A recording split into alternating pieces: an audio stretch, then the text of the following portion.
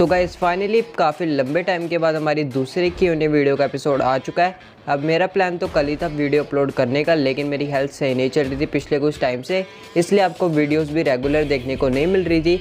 लेकिन अब फाइनली सारा मामला सेट हो चुका है और बिना टाइम किए वेस्ट हम Q&A वीडियो की तरफ चलते हैं। तो सबसे पहले क्वेश्चन की तरफ चलते हैं, जो कि पूछा है सत्यम मिश्रा ने, और ये पूछते हैं भाई क्या लगता है समर स्लैम के बाद रोमन की फ्यूड किससे चलेगी? क्या वो स्टार बीस्ट ब्रॉक लेसनर हो सकते हैं या फिर कोई? Please pick my question. तो भाई आपका क्वेश्चन पिक हो चुका है। और रही बात रोमन रेंज की, तो गाइज मुझे लगता है कि समर स्लैम के बाद शायद फिन बैलर के साथ उनकी फ्यूड चले, जैसा हमें अभी देखने को मिल रहा है। और ब्रॉक लेसनर की बात करें तो अगर ब्रॉक लेसनर आते हैं तो भाई मज़ा आ जाएगा, लेकिन करंटली देखकर ऐसा लगता है नहीं कि समर स्लैम के बाद WWE ब्रॉक लेसनर और रोमन रेंज की फ्यूड करवाएगी, और अगर करवाएगी तो मुझे लगता है वो किसी बड़े पेपर व्यू के लिए होने वाली है। अब अगले क्वेश्चन की तरफ चलते हैं, जो कि पूछा है अभिलाष एम ने, और ये पूछते हैं why cross is jobbing at raw. देखो यार बात तो आपकी बिल्कुल सही है, कैरन क्रॉस की एकदम बेकार सी बुकिंग हो रही है मंडे नाइट रॉ पर, लेकिन उसके पीछे जो WWE का रीज़न है, जो पूरी स्टोरी है, वो ये है कि कैरन क्रॉस अभी लगातार रॉ पर मैचेस हारेंगे। और WWE ऐसा इसलिए करवा रही है क्योंकि आप सब जानते हैं फिलहाल उनके साथ हमें स्कारलेट देखने को नहीं मिल रही है,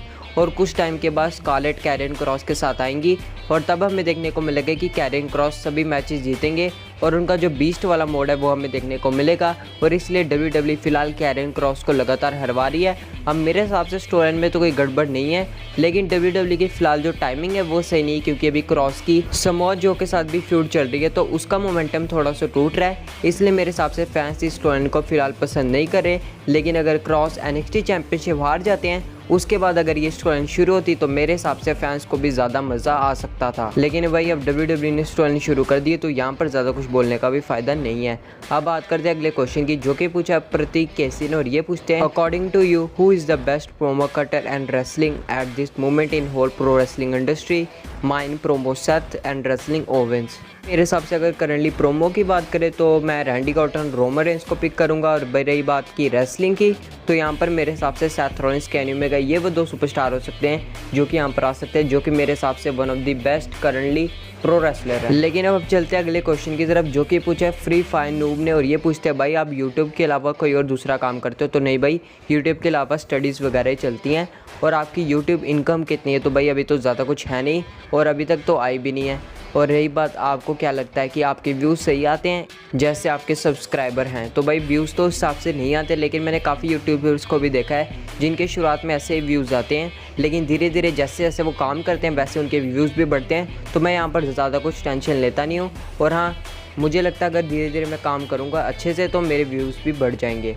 अब अगले क्वेश्चन की तरफ चलते हैं, और ये पूछा है लव रावत ने, और ये पूछते हैं भाई एक बात बताओ, ये WWE सुपरस्टार के बेटे इतनी जल्दी बड़े कैसे हो जाते हैं? क्या गोल्डबर्ग का बेटा 15 साल का है? 4 साल पहले तो बहुत छोटा था, कैसे होता है ये? तो भाई यार जब मैंने भी गोल्डबर्ग के बेटे को देखा था तो मुझे लग रहा था कि गोल्डबर्ग का दूसरा बेटा है, लेकिन बाद में पता चला गोल्डबर्ग का सिर्फ एक ही बेटा है। और सच में इतनी लंबी ग्रोथ मैंने तो भाई नहीं देखी।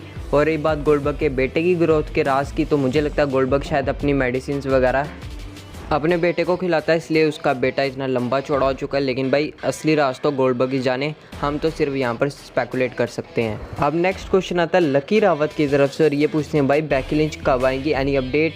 आपको भी रॉ के वुमेंस वाले में इंटरेस्ट नहीं होगा क्योंकि निकी क्रॉस बिलीवेबल चैंपियन नहीं है, क्योंकि WWE ने उन्हें पहले से स्ट्रॉन्ग बुक क्यों नहीं किया? और what's your opinion on this? देखिए यार बेकी लिंच की बात करें तो फिलहाल तो उनके रिटर्न की रिगार्डिंग कोई भी अपडेट नहीं है, और बताया जा रहा है कि ड्राफ्ट के आसपास जब अक्टूबर में होने वाला है तब बेकी लिंच आ सकती हैं। और रही बात रॉ की वुमेंस डिवीजन की, तो वो तो भाई एकदम बकवास सी चल रही है। और निकी क्रॉस की बात करें तो यार मुझे तो एज ए चैंपियन वो ज़्यादा कुछ खास लगती नहीं है। जब वो मनी द बैंक विनर बनी थी तब मुझे लग रहा था कि WWE उन्हें थोड़ा पुश करेगी, थोड़ा बिल्ड करेगी, लेकिन अचानक से उन्हें रॉ वुमेंस चैंपियनशिप दे दी गई। मेरे हिसाब से भी उनका कैरेक्टर रेडी नहीं है चैंपियनशिप के लिए, लेकिन भाई WWE ने तो उन्हें चैंपियन बना दिया। तो फिर देखते हैं आगे WWE उनके साथ क्या करती है। अगले क्वेश्चन की तरफ चलते हैं, और ये पूछा सुपरमैन मार्टिन ने, और ये पूछते हैं क्या ड्रू मैकिंटायर 2021 में हमें दोबारा WWE चैंपियन बनते हुए दिखेंगे? तो इसका आंसर है सीधा नो, क्योंकि मैकिंटायर को फिलहाल मिड कार्ड में रखने की ज़रूरत है। और मेरे हिसाब से अगर मैकिंटायर को फिलहाल WWE चैंपियनशिप से अगर दूर रखा गया तो उनके कैरेक्टर के लिए अच्छा होगा, क्योंकि फिलहाल ही आप देख रहे हैं उन्हें काफ़ी बू मिल रही है। और अगर उन्हें चैंपियन बना दिया गया तो फैंस बिल्कुल ही पीछे पड़ जाएंगे।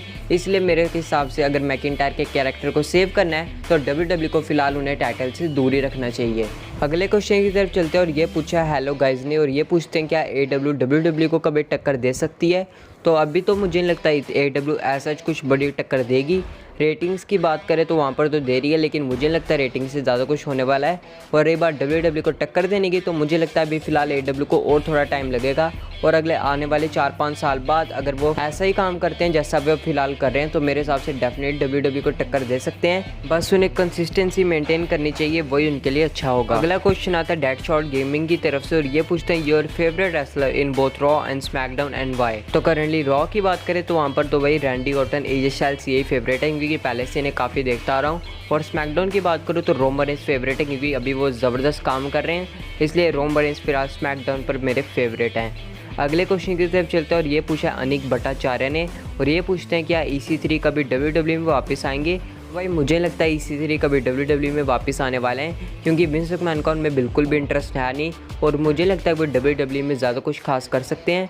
पहले वो जब WWE में थे तब लग रहा था कि वो कुछ कर सकते हैं, लेकिन विंस मैकमैन का उनमें ज़्यादा कुछ लगता है इंटरेस्ट है नहीं। अब गाइस बढ़ते हैं लास्ट क्वेश्चन की तरफ, जो कि पूछा चीरू FF ने, और ये पूछते हैं bro please answer Randy can release from WWE please answer. तो ये क्वेश्चन पिछले कुछ टाइम से काफ़ी लोगों ने पूछा, लेकिन मुझे लगता नहीं कि WWE रैंडी ऑर्टन को छोड़ने वाली है, क्योंकि रैंडी ऑर्टन इंटरनेशनली भी काफ़ी बड़े सुपरस्टार हैं, और अगर वो AEW में जाते हैं तो काफ़ी बड़ी ऑडियंस जो WWE देखती है रैंडी ऑर्टन के लिए, वो AEW में जा सकती है, और WWE को काफ़ी बड़ा नुकसान होगा, और WWE भी ये बात जानती है। और मुझे लगता है कि रैंडी ऑर्टन WWE को कभी छोड़ने वाले हैं, इसलिए रैंडी ऑर्टन को रिलीज़ मुझे लगता है WWE करेगी। तो गाइस ये थे सभी क्वेश्चन जो कि आपने पूछे थे। अब जिन लोगों के क्वेश्चन नहीं पिक हुए तो पहले से भाई सॉरी, लेकिन उम्मीद करूँ तो आपको हमारी वीडियो पसंद आई होगी। तो गाइस इस वीडियो को लाइक किया मिला तो कहीं मत जाना, और साथ ही साथ आप कर सकते हैं चैनल को सब्सक्राइब और नोटिफिकेशन बेल आइकन को ऑन, ताकि आपको हमारे चैनल पर ऐसे WWE से जुड़ी इंटरेस्टिंग वीडियोस देखने को मिलती रहें। तो मिलते हैं अपनी अगली वीडियो में।